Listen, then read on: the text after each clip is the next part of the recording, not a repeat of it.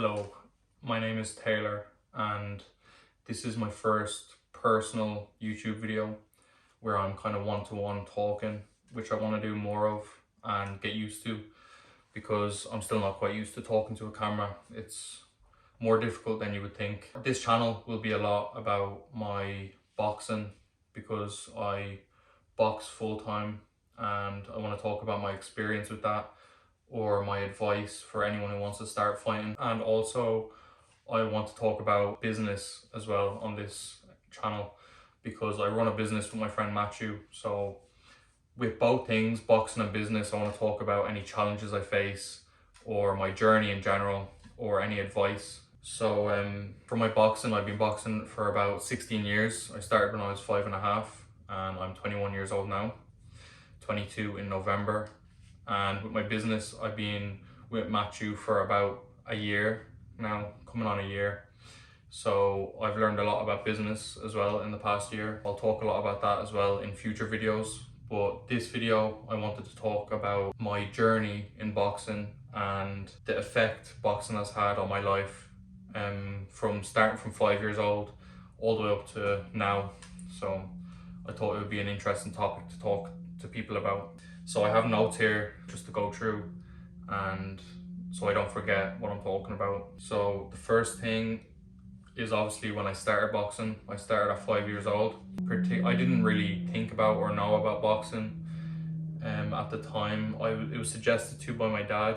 I was also into swimming at the time, you know, gymnastics, football, all of these other sports as a kid, but I ended up going with boxing, and it was mainly, I think, my parents wanted me to join it for self-defense. That's kind of what it started out as. It was never a thing where I wanted to compete. I never went into it thinking about that. So I started boxing and I didn't really like it actually, but I think I wanted to make my dad happy and impress my dad. So I didn't say I didn't like it for the first year or two. And by then I was already improving, so I started to like it. So I'm very thankful that I stayed.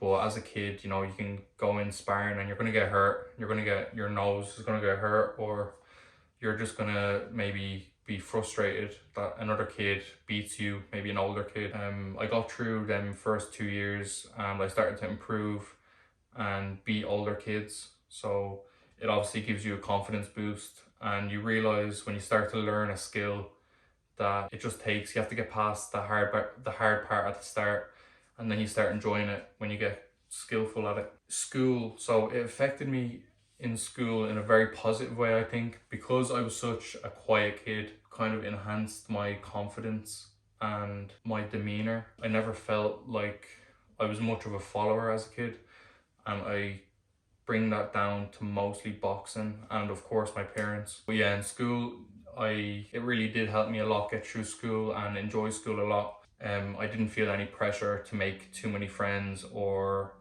to be a follower of any sort. It kind of gave me a independence, I think. So it really helped me with that and confidence. And of course, when you know how to box, you're not going to get bullied. So that was another positive. So early in school, it really helped me get friends and have the confidence to talk to people. I achieved a lot in boxing in my teenage years. I did a lot of travel as well. Boxing has let me see the world, you know, for free as well. My teenage years in boxing were some of the best years because of how much I traveled and how much experience I gained.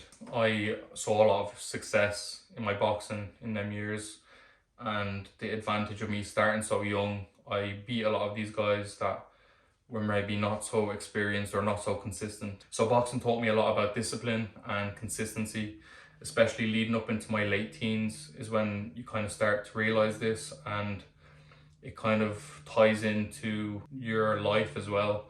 You kind of realize that once you're consistent with things and disciplined, you know, nothing can really go wrong once you're putting in your 100%. And I did find in my late teens and adulthood, it gave me a lot of confidence actually talking to girls as well, because when you're so used to putting yourself under pressure in these high stress situations, like getting into an actual fight, you find normal situations that are supposed to be stressful are less stressful on your mind.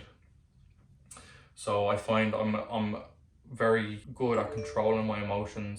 Yeah, that makes me comfortable talking to girls and confident. So I would recommend anyone really to start fighting for self-defense, or if you just want to be more confident person in general. And that's another thing. Into my adulthood, I found in boxing I had some hardships, you know, going from the level of being a teenager to an adult.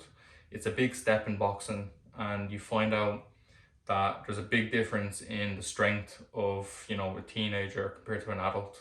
So I had some, you know, I did have some hard times in boxing where I might have got, you know, knocked out or, you know, seriously hurt, but it kind of teach, because I started at such a young age, I realized that it was just a learning curve, and losses really do.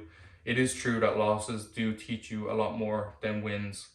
So I just, for any of my losses that I've had, most of them have been very close losses or very close decisions, but there have been some that have been devastating losses, which I've learned a lot from, and I've bounced back every time. So that's what's made me such a good boxer. And it also ties into life as well. You know, any loss you have in life, you kind of learn to use it as energy and bounce back from that. The health and negatives of boxing. So from a health perspective, it's 99% positive, because boxing has kept me straight on my diet and my activity, because you kind of have to. If you're not straight with your food or the amount you're training, you can face serious consequences in the boxing ring. So it's helped me a lot in general in life, just to stay physically fit and know the benefits of staying physically fit, and mentally too, with sleep as well. Now, I'm no saint, I don't eat the best and I don't sleep the best, but it does remind you that you have to do it, or it will badly affect you in the ring and in life in general. So the negatives would be, probably, I've had maybe 1 or 2, maybe 3 concussions. This is just one of the consequences of competing at such a high level.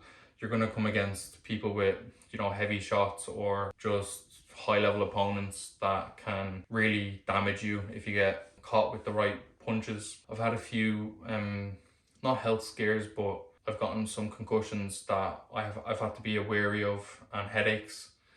So I'm definitely health conscious, and I try to be as safe as possible when it comes to boxing. And I've been cut a few times, so I have a few scars, but nothing too bad, thank God. I have no broken nose, and my face is still pretty, so I'm not too worried. So that was a basic rundown of my boxing and how it's helped me.